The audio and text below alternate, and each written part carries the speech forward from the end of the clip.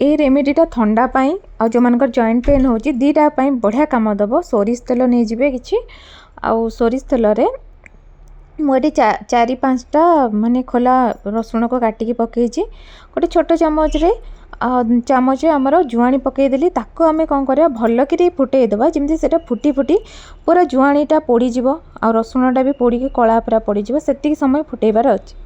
ये देखो मुझे फुटाऊँच गला तो ये तेलटा ना बहुत भल आपणकर काम दब। तो जिते तेलटा फुटी फुटी एमती माने पूरा कला पड़गला देखु पूरा ठंडा होगला जाए छाड़ीदबा। ठंडा होगला ताको कौन करेंगे ना छाणीदबा। आपड़ जो थे स्टोर करके रखा चाहती किसी छोट डब्बा थी काचर हो जो भी आप गिनारे भी छाणी पारे अलग को गिनारे ताको छाणीदेवे। ताको छाणी सारा परे कौन करेंगे ना से आमर अल्प टिके हेंगू हेंगू तो समस्त घरे निश्चिंत व्यवहार होतिबो टिके नाको छोट चम्मच रे हेंगू अल्प टिके पकेकी ताको भल करी गोळेई देबे।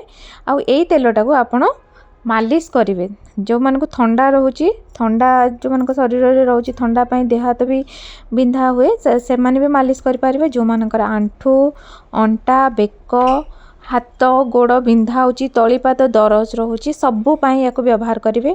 एवं आम समस्त ठंडा हो जाए ठंडारू एत बॉडी पेन होची दरज अच्छी से मुझे तेलटा प्रस्तुत कली मोर सरी भी जाइला। ये तेलटा मुझे आगुरी भी व्यवहार कर सरी जाइला से आउ थे माने तैयारी कली आपको छोट पिला माने जमी मो पुओ को भी मालिश करदेली छोट पिला को भी लगे पारे किसी असुविधा ना।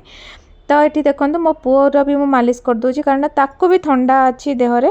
तो ये ठंडा जगटा ना सब बेले वर्षा होची पाग पूरा कोहला रोची से माने ठंडा टिके तेल फेल मालिश कले भल। आ राति शोला बेले जो मान जॉइंट पेन अच्छी प्रॉब्लम अंटा बेक हाथ में मालिश करदे क्या कहे टिके चापीदबा।